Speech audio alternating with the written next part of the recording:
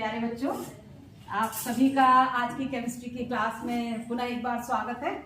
और आज जो है मैं आप सबको पढ़ाने जा रही हूँ जो बहुत आपका बेसिक नॉलेज वाला टॉपिक है, धातु और अधातु, जिसे हम कहते हैं मेटल्स और नॉन मेटल। और आपके वार्षिक परीक्षा में धातु और अधातु से संबंधित बहुत सारी क्रियाएं और बहुत सारे साथ ही आपके इसके अंतर और इसी के साथ इसी एक प्रश्न में से अनेकों प्रश्न बनते हैं।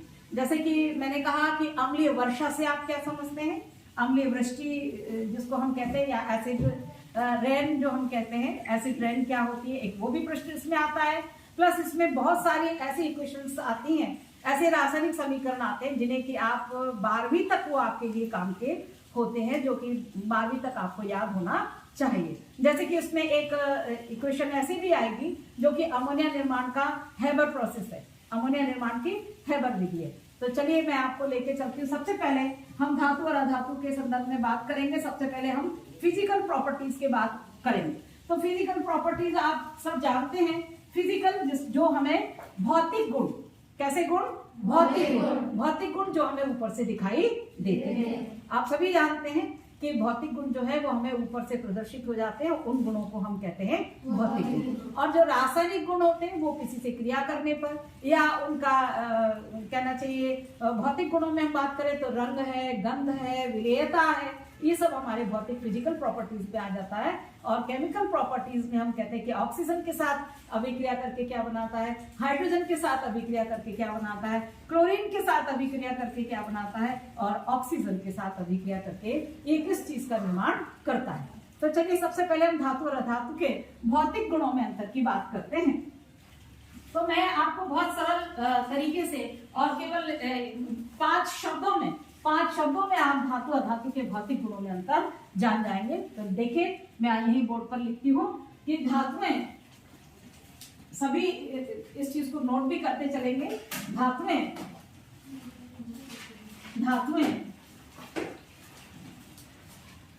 आघातवर्ध यानी क्या होता है,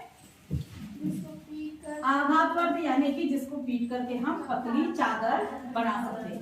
आघातवर्ध तन्य अर्थात जिसको हम खींच करके जिसके पतले तार बनाए जा सकते हैं, आघातवर्ध तन्य। अगला देखिए, ऊष्मा एवं विद्युत के सुचालक यानी जो अपने में से विद्युत धारा को प्रवाहित होने देते हैं। ऊष्मा एवं विद्युत के सुचालक जो अपने में से विद्युत धारा को प्रवाहित होने देते हैं।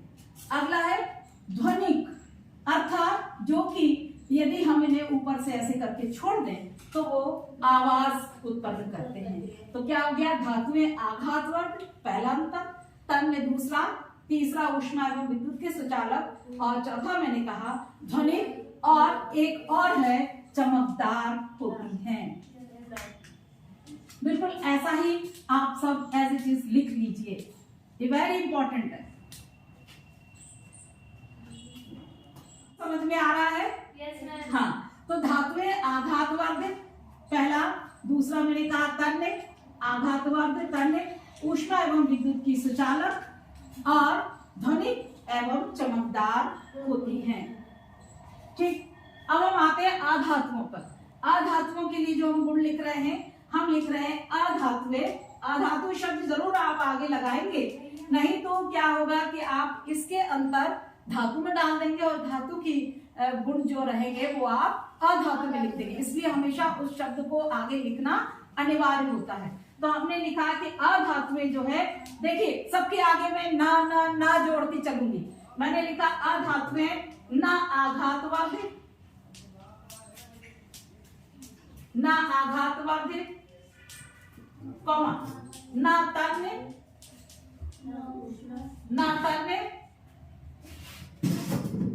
फिर मैं लिख रही हूं ऊष्मा एवं विद्युत की कुचालक। क्या लिखा मैंने, अब मैंने लिखी ऊष्मा एवं विद्युत के कुचालक के आगे मैंने न शब्द नहीं जोड़ा है ना, ऊष्मा एवं विद्युत की कुचालक, ऊष्मा एवं विद्युत की कुचालक। कुचालक लिखने के बाद मैं लिख रही हूं, देखिए कार्बन के अपर रूप ग्रेफाइट को छोड़कर, देखिए मैंने क्या लिखा है, कार्बन के अपर रूप ग्रेफाइट को छोड़कर।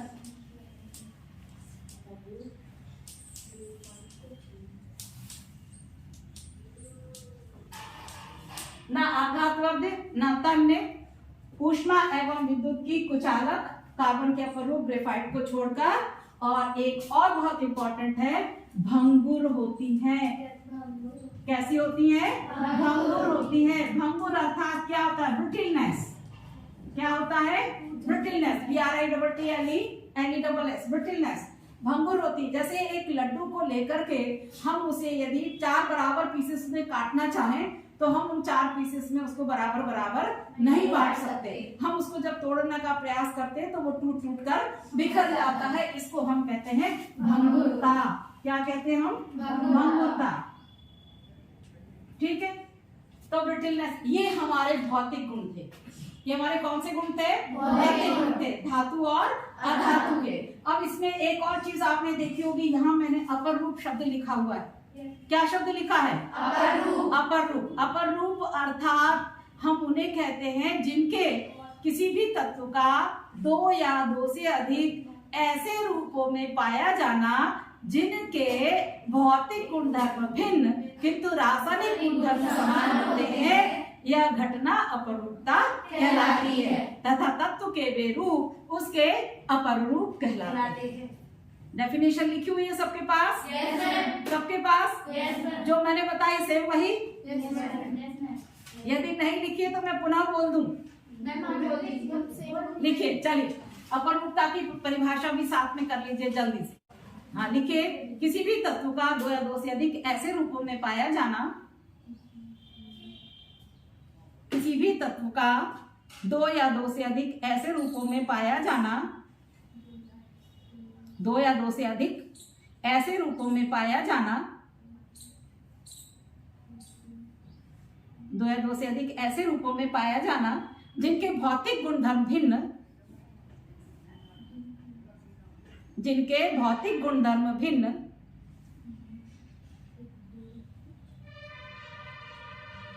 जिनके भौतिक गुणधर्म भिन्न किंतु रासायनिक गुणधर्म समान होते हैं,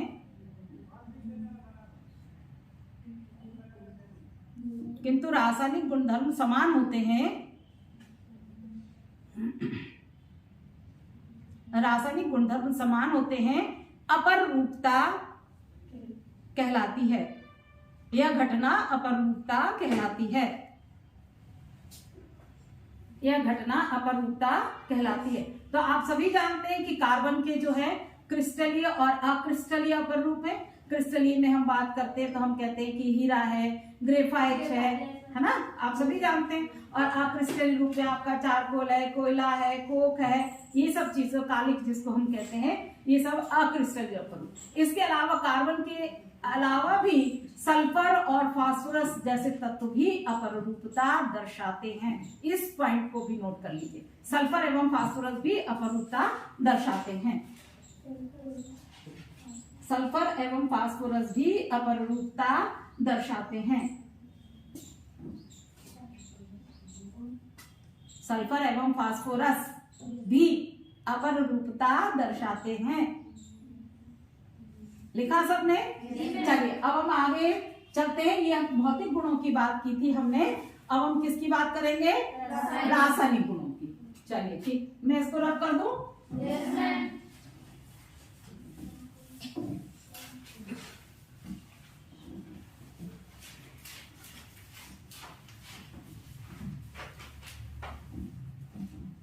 चलिए तो देखिए, अब हम बात करते हैं रासायनिक गुणों की।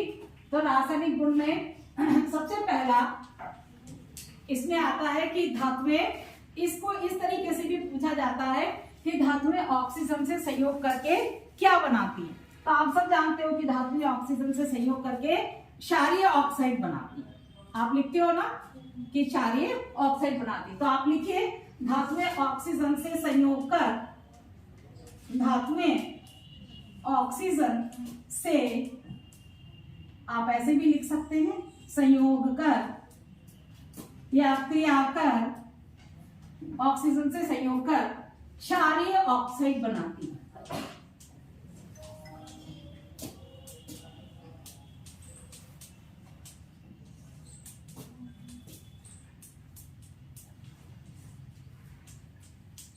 अब आप ये समझ तो लेते हैं, इसको याद भी कर लेते हैं कि हमने कहा कि धातुएं ऑक्सीजन से संयोग कर क्षारीय ऑक्साइड बनाती हैं, पर अब हमें इसको प्रूव करना होगा कि कैसे क्षारीय ऑक्साइड। तो देखिए मैं आपको एक उदाहरण देती हूँ, मैं रिएक्शंस भी लिख रही हूँ, आप सब भी इन रिएक्शंस को लिखेंगे क्योंकि ये अगले वर्ष भी आप सबके काम आएगा, है ना।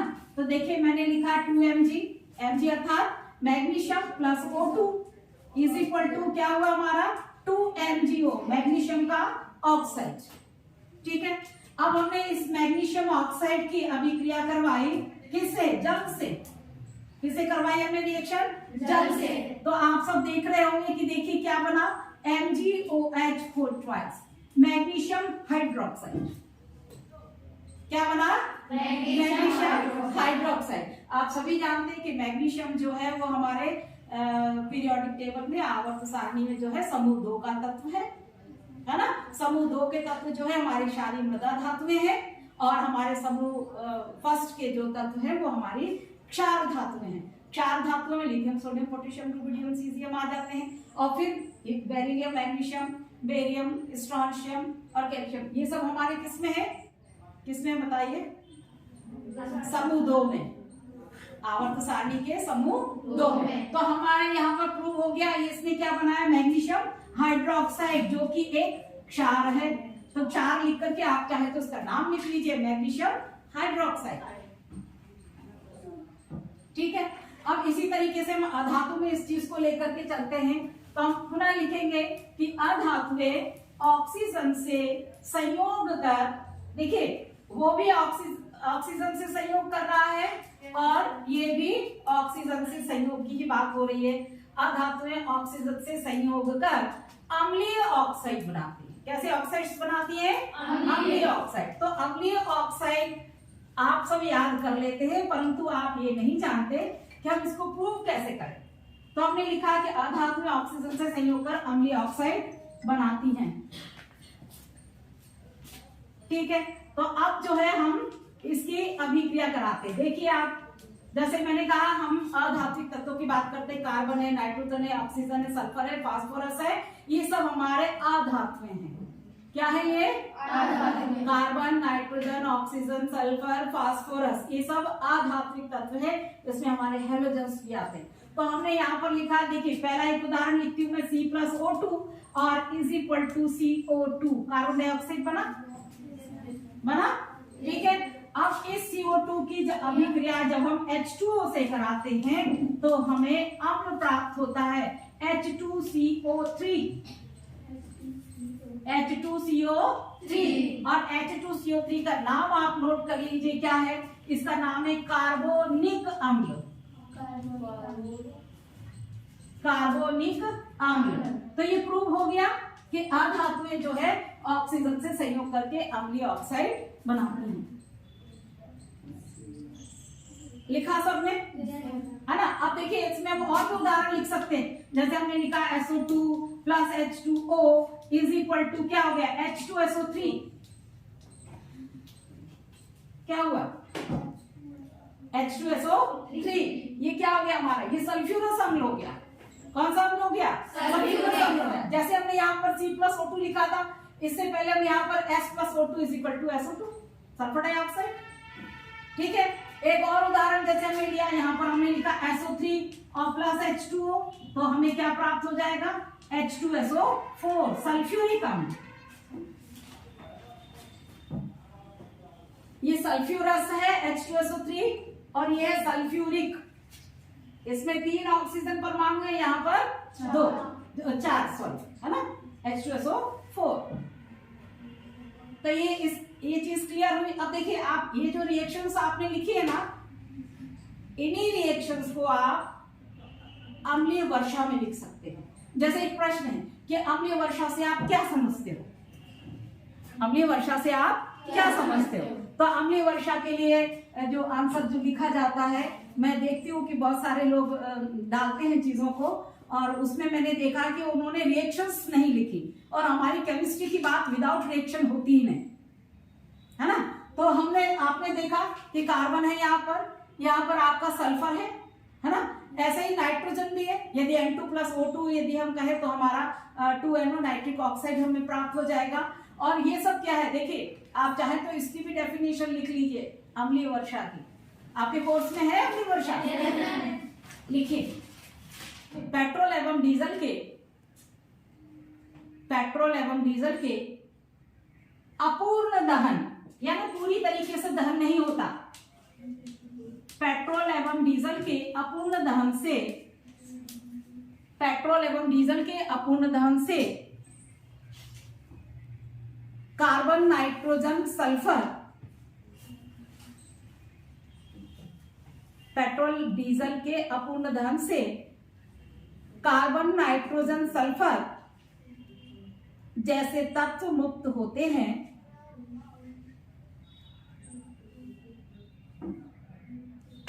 कार्बन, नाइट्रोजन, सल्फर जैसे तत्व मुक्त होते हैं जो ऑक्सीजन के साथ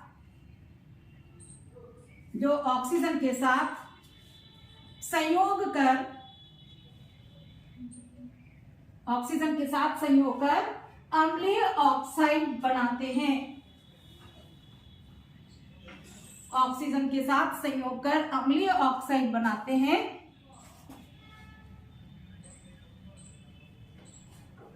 लिख लिया? अम्लीय ऑक्साइड बनाते हैं जो वर्षा के जल में घुलकर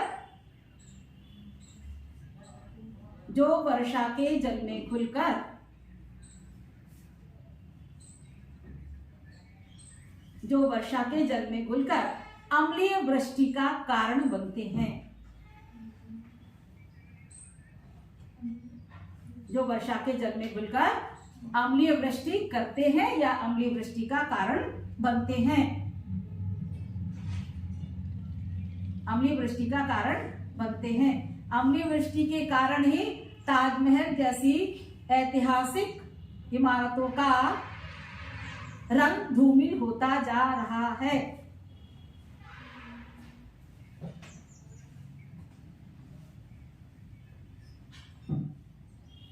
अम्लीय वृष्टि के कारण ही ताजमहल जैसी ऐतिहासिक इमारतों का रंग धूमिल होता जा रहा है।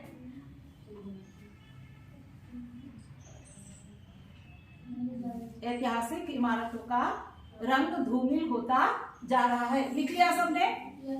लिख लिया सबने? अब आप जब अम्लीय वर्षा का जब प्रश्न आए, 3 नंबर का प्रश्न आएगा ये, है ना, तो आप अम्लीय वर्षा की जो मैंने डेफिनेशन लिखवाई वो लिखिए, उसके बाद ये इक्वेशंस लिख दीजिए।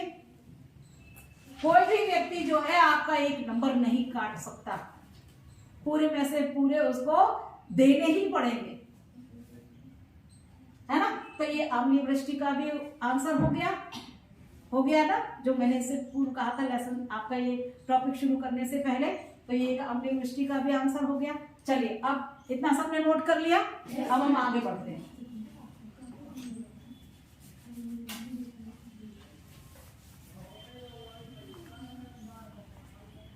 अच्छा लग रहा है? yes, समझ में आ रहा है? yes, चलिए, अब दूसरा देखिए, मैंने धातुएं हाइड्रोजन से, किससे? हाइड्रोजन से संयोग कर वैद्युत संयोजक हाइड्राइड, क्या लिखा मैंने? धातुएं हाइड्रोजन से संयोग कर वैद्युत संयोजक हाइड्राइड बनाती हैं। मैं आपको बताती हूँ, है ना। आप सबने लिखा होगा ना, हाइड्रोजन के साथ अभिक्रिया आपके कोर्स में भी होगी, है ना। धातु की हाइड्रोजन के साथ अभिक्रिया, इस प्रश्न को इस तरीके से भी पूछा जा सकता है। ये कई सारे प्रश्नों का उत्तर है आपका। तो मैंने लिखा धातुएं हाइड्रोजन से संयोग कर वैद्युत संयोजक हाइड्राइड बनाती है। इसका रिएक्शन देखिए, 2Na plus H2 is equal to 2NaH। क्या लिखा मैंने? 2Na plus H2 is equal to 2NaH। ये वैद्युत संयोजक हाइड्राइड है। कैसा हाइड्राइड है? वैद्युत संयोजक हाइड्राइड है। वैद्युत संयोजकता क्या होती है? जिसमें एक इलेक्ट्रॉन डोनर होता है और दूसरा इलेक्ट्रॉन को ग्रहण करने वाला होता है। तो हमने लिखा 2Na plus H2 is equal to 2NH। NH का नाम लिख लीजिए सोडियम हाइड्राइड। इस रिएक्शन को लिख लीजिए इसके नीचे सोडियम हाइड्राइड। ठीक है। इसी तरीके से मैंने एक और उदाहरण दिया Ca प्लस H2 तो इज इक्वल टू हो जाएगा CaH2। ये क्या हो गया? Calcium hydride. अब आप मुझसे पूछेंगे कि मैडम यहाँ पर कैल्शियम 1 है और हाइड्रोजन 2 है ना? तो मैं इसका आंसर ये देती हूँ, इसका आंसर ये है कि कैल्शियम जो है वह उसकी संयोजकता 2 है, समूह 2 में स्थित है आवर्त सारणी में। समझ रहे हैं आप? बाह्यतम कक्ष में इसके 2 इलेक्ट्रॉन है। ठीक है, तो इसकी संयोजकता 2 है, इसलिए एक कैल्शियम परमाणु के साथ में 2 हाइड्रोजन परमाणु जुड़े। यहां पर आप देख रहे हैं 2Na लिखा, 2 सोडियम थे और हाइड्रोजन भी हमारे 2 परमाणु थे। तो क्या हुआ? इसमें एक सोडियम परमाणु ने एक हाइड्रोजन के साथ संयोग किया। ठीक है, आया इतना समझ में सबको? अब देखिए हम यहां लिखते हैं अधातुएं हाइड्रोजन से संयोग कर ये भी हाइड्राइड बनाती हैं, वो भी हाइड्राइड बनाती हैं। केवल ये अंतर है, ये वैद्युत संयोजक हाइड्राइड बनाते हैं और ये सहसंयोजक हाइड्राइड। कैसे हाइड्राइड बनाते हैं? ये सहसंयोजक हाइड्राइड। यानी कि इनमें कौन सा बंध होता है? सहसंयोजक बंध होता है। कौन सा बंध होता है? सहसंयोजक। सहसंयोजक हाइड्राइड बनाते हैं। अब आपसे प्रश्न ये भी पूछा जा सकता है कि अधातुओं के हाइड्रोजन के साथ अभिक्रिया लिखिए या धातु की हाइड्रोजन के साथ अभिक्रिया लिखिए। तो अधातुएं हाइड्रोजन से संयोग कर सहसंयोजक हाइड्राइड बनाती हैं। इसका सबसे बढ़िया उदाहरण देखिए, ये मैं लिख रही हूं यहाँ पर N2 plus 3H2 is equal to 2NH3। ये अमोनिया निर्माण की हैबर प्रोसेस का भी रिएक्शन है। यहाँ पर मैंने आयरन लिखा है और मैं यहाँ लिख रही हूँ मॉलिब्डेनम। आयरन और मॉलिब्डेनम, तो मॉलिब्डेनम जो है वो उत्प्रेरक उत्साहक का कार्य करता है और आयरन जो है यहाँ पर उत्प्रेरक है। और यहाँ पर 200 डिग्री वायुमंडलीय दाब भी है, वायु दाब।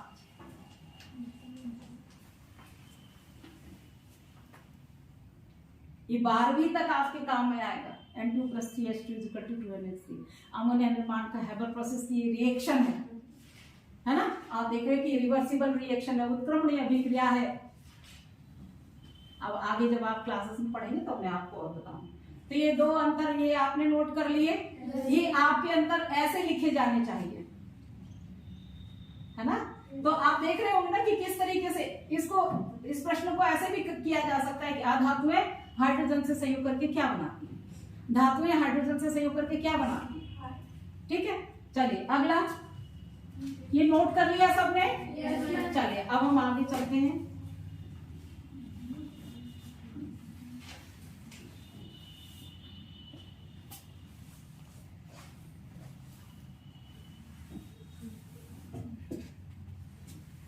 रिएक्शन नोट कर ली बेटा?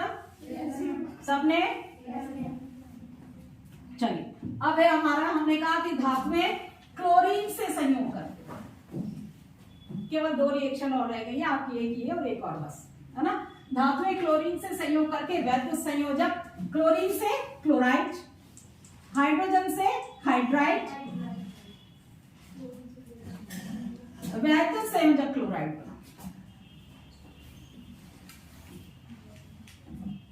वैद्युत संयोजक क्लोराइड बना।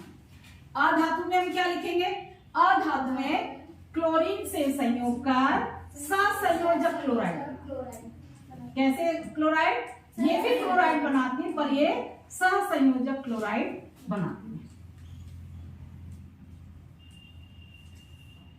सहसंयोजक क्लोराइड बनाती है। अब देखिए इसकी रिएक्शन देखिए, इसमें हमने लिखा 2Na plus Cl2 is equal to 2 NaCl। NaCl किसका सूत्र है? Sodium chloride. नॉट ऐसे नहीं, हमको अब जो है, अब जब केमिस्ट्री पढ़ते हैं तो हमें रासायनिक नाम उसका बताना चाहिए, ठीक है। तो 2Na plus Cl2 is equal to क्या हो गया? 2 NaCl। धातु संयोजक क्लोराइड, एक इसमें दाता परमाणु है, एक आपका ग्रहण करने वाला है। इसमें सोडियम जो है वो देने वाला है और क्लोरीन जो है वो ग्रहण करने वाला है। अब हम यहाँ पर बात करें अधातु क्लोरीन से संयोग करके सहसंयोजक क्लोराइड बनाती है। इसमें देखिए हम रिएक्शन लिख रहे हैं 2P plus 3Cl2, 2P plus 3Cl2 is equal to क्या हो जाएगा? 2PCl3, phosphorus trichloride. Phosphorus trichloride, ये क्या हो गया हमारा? ये सहसंयोजक क्लोराइड हो गया। 2P प्लस 3Cl2 तो 2PCl3, और मैंने लिखा यहाँ पर 2P प्लस 5Cl2 एक और रिएक्शन, तो हो जाएगा आपका 2PCl5, फास्फोरस पेंटाक्लोराइड।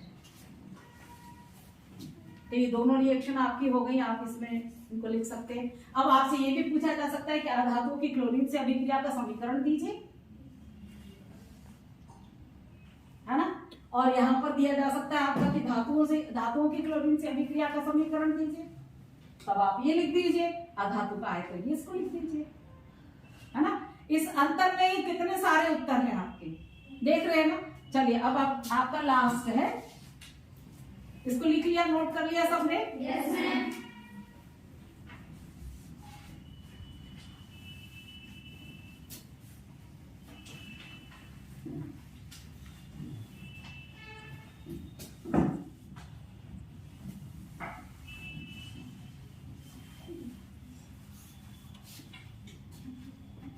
धातुएं अम्ल से क्रिया, ये भी पूछा जाता। धातुएं अम्ल से क्रिया करके लवण प्लस हाइड्रोजन देती है, या लवण बनाती है, लवण प्लस हाइड्रोजन, ठीक है। और अधातुएं लिखवा देते हैं कि अम्ल से संयोग नहीं करते, अम्ल से संयोग नहीं करते, या अधातुओं की अम्ल से कोई अभिक्रिया नहीं देते। अधातु अम्ल से कोई अभिक्रिया नहीं। इसका रिएक्शन और लिख लीजिए, कोई अभिक्रिया नहीं देते।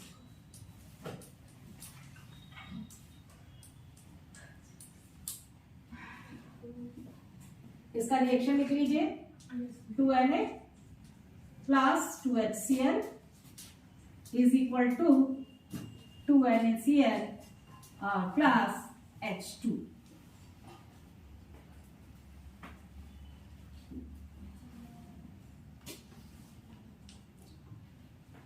ये साइन किस चीज का होता है? हाइड्रोजन गैस, है ना, ठीक है। 2NaCl plus H2, 2Na plus 2HCl is equal to 2NaCl plus H2। हो गया आपका धातु और अधातु में अंतर, ठीक है। सबको समझ में आया? yes, बहुत अच्छे से। yes, एक बार पुनः रिवाइज करूं? क्योंकि धातुएं जो है, मैंने एक बार उसको समराइज कर देती हूँ। धातुओं के भौतिक गुणधर्म में जो हमने अंतर की बात की, तो धातुएं और अधातुएं, धातुएं आघातवर्ध, तन्य, ऊष्मा एवं विद्युत की सुचालक और ध्वनिक होती है। उसमें मैंने लिखवाया कि ना आघातवर्ध, ना तन्य, ऊष्मा एवं विद्युत की कुचालक, कार्बन के अपरूप ग्रेफाइट को छोड़कर, और भंगुर होती है। भंगुरता एक उसका बहुत विशेष गुण है, किसका? अधातु का। फिर हमने रासायनिक गुणों की बात की, तो हमने लिखा धातु में ऑक्सीजन के साथ अभिक्रिया करके क्षारीय ऑक्साइड बनाती है, जिसको हमने प्रूव किया रिएक्शन के द्वारा। और हमने अधातुओं में लिखा कि अधातुएं ऑक्सीजन से संयोग करके अम्लीय ऑक्साइड बनाती हैं, उसको भी हमने प्रूव किया कि अम्लीय ऑक्साइड कैसे बनते हैं, और वो आंसर हमारा अम्लीय वृष्टि के आंसर में भी उसको लिखा जाना चाहिए, उन रिएक्शंस को। फिर दूसरा था हमारा धातुएं हाइड्रोजन के साथ अभिक्रिया करके वैद्युत संयोजक हाइड्रेट बनाती है। यहाँ पर हमने बात की अधातुएं सहसंयोजक हाइड्रेट बनाती हैं। इसमें हमने रिएक्शन के द्वारा आप सबको समझाया 2Na plus H2 is equal to 2NaH। वहां हमने लिखा कि क्या लिखा था यहाँ पर, N2 प्लस 3H2 2NH3, है ना। एक बार मिलाते भी चलिए, फिर तीसरा अंतर था हमारा कि धातुएं क्लोरीन के साथ अभिक्रिया करके वैद्युत संयोजक क्लोराइड बनाती हैं। उसमें मैंने आपको रिएक्शन लिखवाया 2Na+Cl2 = 2NaCl। और अधातु में हमने लिखवाया था कि अधातु जो है क्लोरीन से अभिक्रिया करके सहसंयोजक क्लोराइड बनाती हैं। उसमें हमने दो रिएक्शन लिखवाए आपको 2p+3Cl2 = 2pCl3 और एक लिखवाई हमने आपको 2p+5Cl2 = 2pCl5। ठीक है। और लास्ट रिएक्शन थी हमारी कि धातु अम्ल से संयोग करके लवण प्लस हाइड्रोजन देती है। तो हमने इसको रिएक्शन को लिखा 2Na+2HCl धातु, ये आपका अम्ल हो गया। ये कौन सा अम्ल है हमारा?